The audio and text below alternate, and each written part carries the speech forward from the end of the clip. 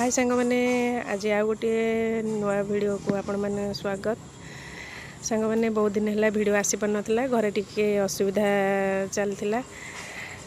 एबे आमे बाहरलु गुलुर मोर मार्केट देखते ये रेलवे मार्केट जाऊँ किसी परिया नाला आमर जाऊँ परिया आने एबे आमे आसी पहुँची गलु मार्केट रे।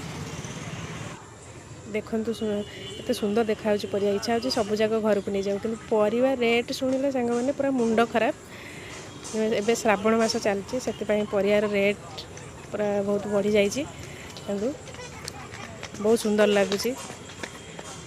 एबे हमर किणाकिणी सरिला एबे आमे चललु घर को। देखु फुलकोबी आउ किछि कखारु आम नहीं के आसिलु।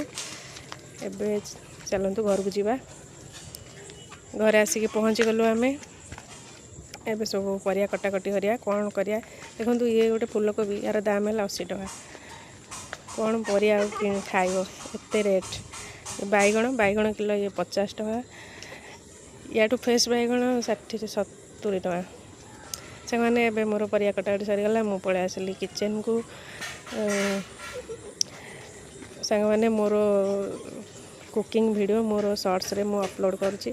आपण मैंने शॉर्ट्स वीडियो रे जाइए देखिपारे कुकिंग वीडियो।